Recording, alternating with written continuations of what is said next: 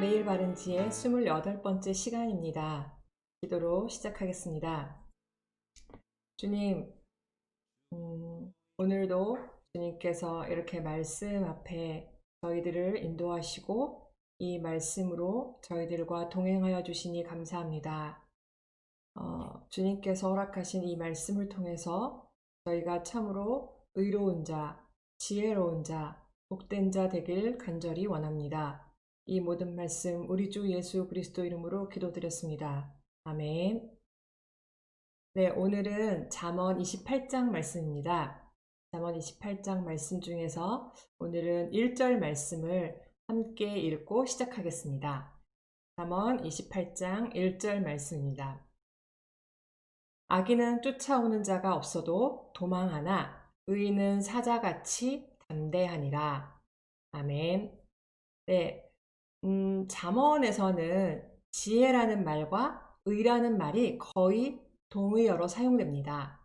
잠언 1장에서 9장은 바른 길을 걷는 것이 지혜라고 설교하고 있고, 잠언 10장 이후에서는 히브리어로 하함이라고 하는 지혜로운 자와 짜딕이라고 하는 의로운 자가 수없이 평행어, 동의어로 등장합니다.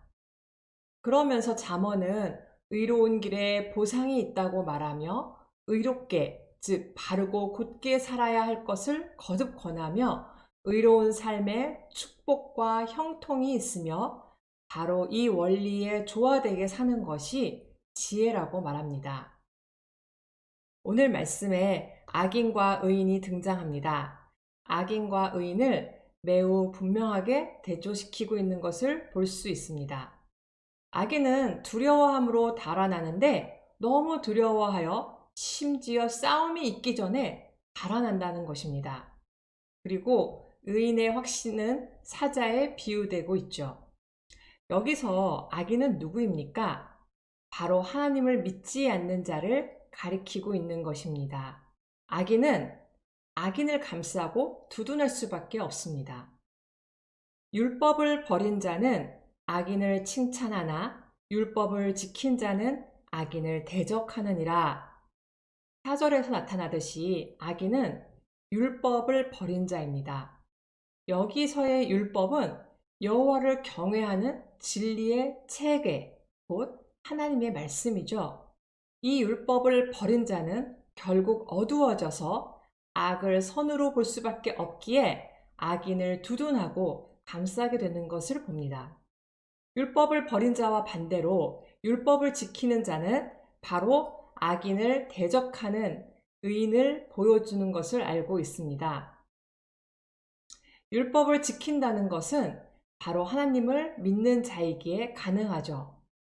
하나님을 믿는 의로운 자들은 결코 진리 앞에서 중립이 될 수 없습니다. 그렇기에 그들은 악인을 대적합니다. 악인은 정의를 깨닫지 못하나 여호와를 찾는 자는 모든 것을 깨닫느니라. 또 5절에서 보여주듯이 악인은 율법을 버렸기에 정의를 깨달을 수 없습니다. 악한 사람들이 정의를 깨달을 수 없는 것은 정의와 일치하지 않는 삶을 살기 때문입니다. 하지만 율법을 지키는 자는 바로 하나님의 말씀 가운데 하나님을 찾는 자, 하나님과 관계를 맺기 바라는 자들이기에 모든 것을 깨닫습니다. 또한 그렇게 율법을 지키는 자를 7절에서 분명하게 지혜로운 아들이라고 알려주고 있습니다. 율법을 지키는 자는 지혜로운 아들이요 음식을 탐하는 자와 사귀는 자는 아비를 욕되게 하는 자니라. 이것은 매일 바른 지혜 제일 첫 시간부터 말씀드렸듯이 바로 여호와를 경외하는 자가 지혜로운 자라는 변함없는 사실을 보여주고 있는 말씀입니다. 지혜로워진 원인은 바로 하나님을 경외함으로 그 말씀을 지켰기 때문입니다.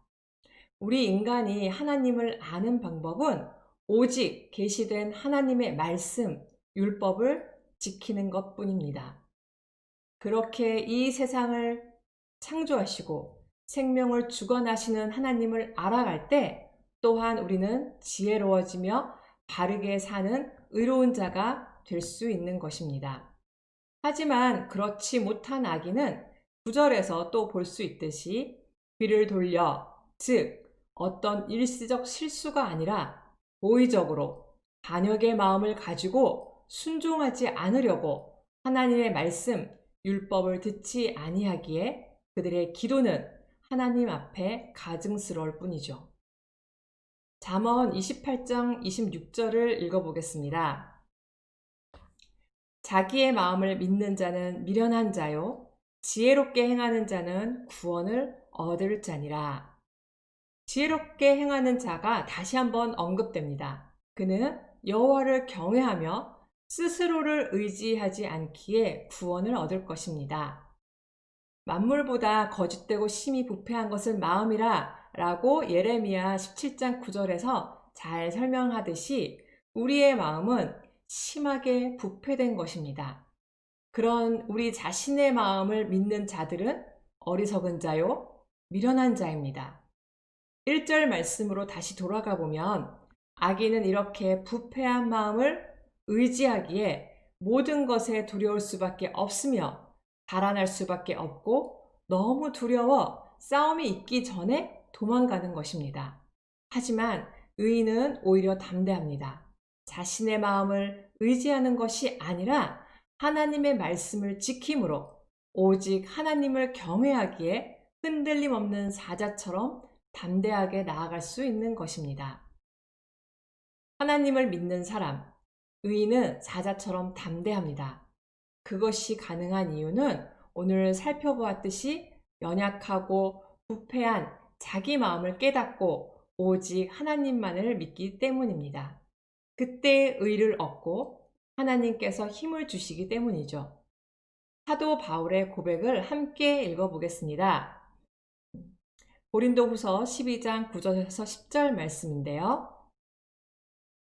나에게 이르시기를 내 은혜가 내게 족하도다. 이는 내 능력이 약한 데서 온전하여 짐이라 하신지라.